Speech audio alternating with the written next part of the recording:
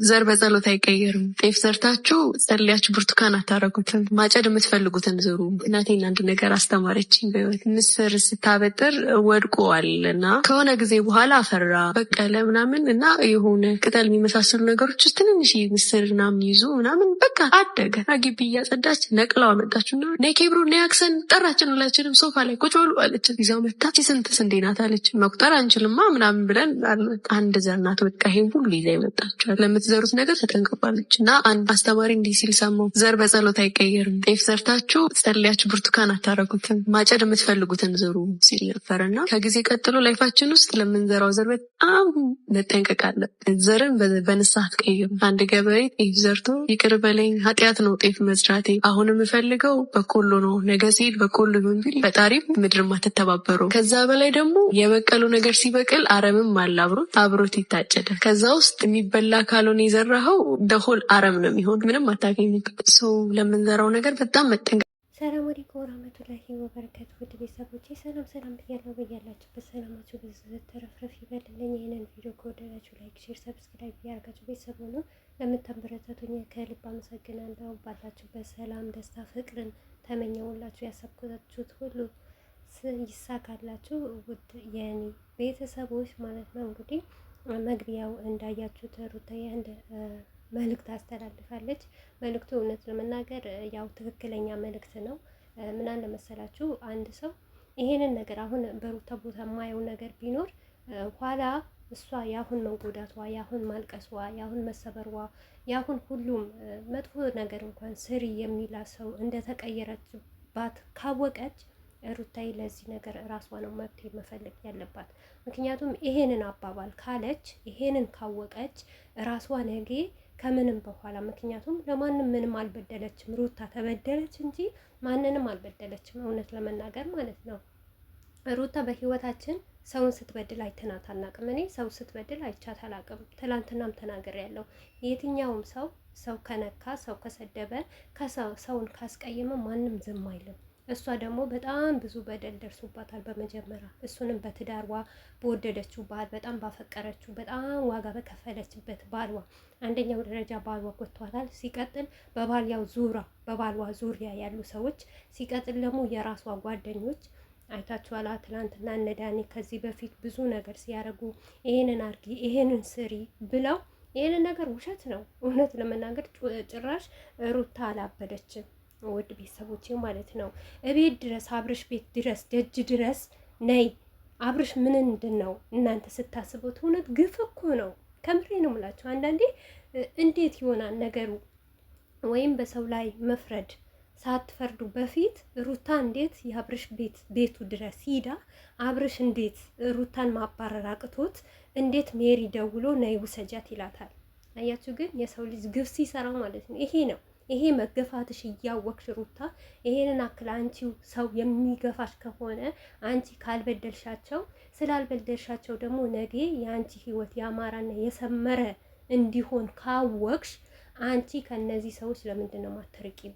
እስቲ እራቂ ለትንሽ ጊዜ ማለት ነው። ለሳምንት ለ15 ጸጥ በያቸው። እንደፈለገ ይሆኑ እንደፈለገ ያደርጉ ማለት ነው። ምክንያቱም ያላንቺ ምንም እኮ አይሆንላቸው። ውድ ቤተሰቦች እውነቴ ነው የምላቸው። እስቲ ትላንትና አቤላ ከዛ ከጓደኛው ጋር ቪዲዮ ሰርቷላ። የሩታን ፈቶ ለጥፎ ነው የሰራው ማለት ነው። አሁንም ማነው ቪዲዮ ሰርቷል አይደል? የሩታን ስም እዩ ቪዲዮ ሰርቷል። የሩታን ፈቶ ለጥፎ ነው የሰራው። አሁንም ደግሞ የአቤላ ጓደኛ እህት ቪዲዮ ሰርቷል። ሩታን ለጥፎ ነው የሰራው። ገባችኋ? እነ ሜሪ መጡ። ሩታን ለጥፎ ነው የመጡት። ሩታ አይዲያ ካላመጣች ማንም የሚንቀሳቀስ የለም። የትኛቸውም እስቲ ተመልከቱ። እናንተ እውነት የምትፈርዱ ከሆነ ዳኒ መቼ አይዲያ አምጥቶ ያውቃል?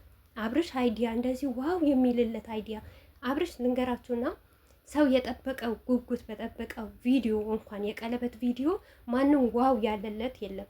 ሁሉም ዩቱበር እኔ እንጃ የኮሜንት አሽቃባጭ ነው እንጂ ዩቱበር በአጠቃላይ ይሄ ቀለበት ፌክ እንደሆነ ነው የተናገሩ ያሉ። እኛ አይደለም ትንንሾች አይደለም። እነ ፍሬው ከፍሬም የበለጡት ብዙ ወንድ ዩቱበሮች አሉ።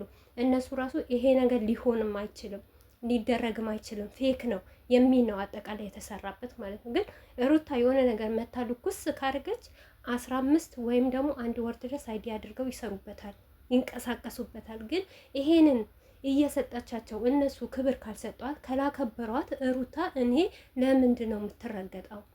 አንድ ሰው ሲያከብራችሁ ሌላ ነገር ይርገጧት፣ ክብሯን ዝቅ ያደርጉ። ትንሽ እንኳን ለሴት ልጅ አያስቡ። ሜሪ ከትላንትና ወዳ ምናምን እየሄደች በይ ሩታ ተናግራለች። የቀለበት ፕሮግራም እኔ አላቅም ነበረ ሜሪ ናት ነይ ባይንሽ ኢ ብላ የወሰደችኝ አለች። እነሱ ነይ ኢጂ ኢ ብለው ገደል ውስጥ እየከተቷት ዛሬ ደግሞ ተነስተው የራሳቸውን ጥፋት ወደ ሩታ ለመገልበጥ አያቸዋ። በቃ ለሩታ ሰው አይወጣላትም፣ ሰው አያስፈልጋትም።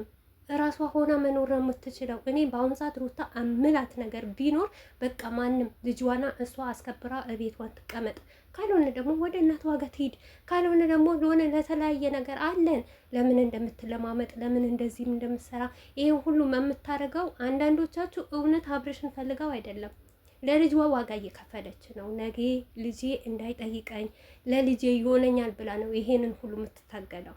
አብርሽ ደግሞ እመኑኝና ማለት ነው ሩታንም ማጣት አይፈልግም፣ ከሩታን መታረቅ አይፈልግም። በቃ ለምን ሩታ እንደተሰቃየች እንድትኖር ነው የሚፈልገው ማለት ነው እንጂ የሆነበት ስትሄድ አሁን እውነት ነው የምላችሁ ሩታ ቁርጥ አድርጋ ልጄ የራሱ ጉዳይ ነው፣ ሲያድግ የራሱ ጉዳይ ነው። ከፈለገ አባቱ ይበል፣ ከፈለገ እኔን ይበል። በምታቃክል እኛም በማናቃክል ሩታ ለልጇ ብዙ ዋጋ ከፍላለች፣ ከተረገዘ ጀምሮ ማለት ነው። ያንን ነገር አይቶ ከተረዳኝ ይረዳኝ ብላ እርግፍ አድርጋ ቤቱንም ዘግታ ወደ እናት ዋጋ ብትሄድ እውነቴ ነው የምላችሁ አብርሽ ለአንድ ቀን ለደቂቃ አይተዋትም። እየሄደ ነው የሚበጠብጣት፣ እያንዳንዳቸው ማለት ይበጠብጧታል፣ ይናገሯታል። ያንን ነገር ማሳየት ነበረበት።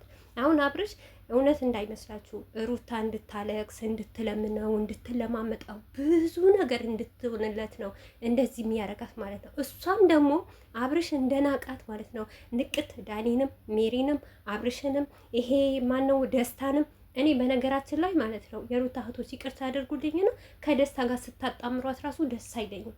በቃ ደስታ ለሩታም አይሆናትም፣ እመኑኝ ማለት ነው። በዚሁ አጋጣሚ የሩታ እህቶች እባካችሁ በቃ ከምንም ከማንም ትራቅ።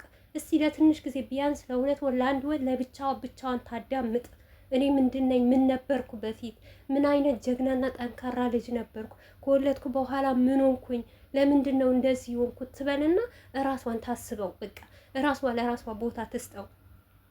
ደስታም ለሩታ አይሆንም። ይቅርታ አድርጉልኝና እኔ ደስታን ደስ የሚል ልጅ ነው፣ እወደዋለሁ፣ አከብረዋለሁ። በጣም ጥሩ ልጅ ነው። ምንም እንደውም ከሁላቸውም ምስኪን የሆነ ልጅ ደስታ ነው። ምክንያቱም ትወና አያውቅበትም፣ መናገር አያውቅበትም፣ አነጋገር አያውቅበትም። በጣም ምስኪን። ምክንያቱም ምንም ሆዱ የዋህና ጨዋ ስለሆነ የድራማ አስተያየት ራሱ አያውቅበትም፣ መስራትም መተውንም አይውቅበትም። ግን ለሩታዬ ደግሞ አይሆናትም። ለምን እንደሆነ ታውቃላችሁ? አያዋጣትም። በቃ እንደዚህ አይነት ህይወት አያዋጣም። በዛ ላይ እርጉዝ ነኝ ብላለች፣ በዛ ላይ ልጅ አላት። በቃ በዚህ ህይወት መግባትም መጥፋትም ስማ በዚህ ወጣ ማለት እኔ እንጃ አላቅም። እኔ አሁን የሪቷ ህይወት በጣም እያሳዘነኝም እየዘገነነኝም እያለ ነው። እና አንዳንዶቻችሁ በጣም ተናደሻል፣ በጣም እንደዚህ አው ተናድጃለሁ። በጣም ነው የምናደደው ሩታ ሲከፋትና ሩታን የሆነ ነገር ሲሏት ሞራ አርጊ ያላት። አሁን ትላንትና በጣም ተናድጃለሁ፣ በጣም ጭስስ ብያለሁ። ለማልቀስ የቀረኝም ነገር የለም ማለት ነው። ምንም አታመጡ። እኔ ነኝ የተናደድኩኝ እንጂ እኔ ነኝ ያለቀስኩት እንጂ ማንም ስጋ። አንዳንድ አሽቃባጮች አላችሁ ተናደሽ ምናምን እንደ ሌላ ፋ ብሎ ይሰራል። አንቺ ፋቲም ስለኔ አይመለከታችሁ። ፋይለ ፋይ ይበልና ይስራ። የተነደድኩት እኔ ነኝ እንጂ እናንተ አይደላችሁ። አምናግራችሁ ነገር ቢሆን ዛሬም ነገም ቢሆን ሩታዬ ሲከፋት ይከፋኛል፣ ስትስቅ እስቃለሁ፣ ሲደብራት ደግሞ ይደብረኛል። ምን ታመጡ? ምንም አታመጡ ማለት። ስለዚህ አንድ ሰው የወደዳችሁ ሰው ሲደበር ግዴታ ነው ትደበራላችሁ፣ ሲስቅ ደግሞ ትስቃላችሁ። እኛም ደግሞ የሳቃችን ቀን ቅርብ ነው ማለት ነው። ጠብቁ እያንዳንዳችሁ። ግን ለዚህ ሁሉ መፍትሄ የቱ ጋ ነው? የሩታዬ እህቶች መፍትሄ ሩታ ጋ ነው። በቃ ሩታ ያለ ነገር እርግፍ አድርጋ አብርሽንም ቢሆን እነዚህ በዙሪያቸው ያሉት ምርጥ እህቶች አላት ለብቻው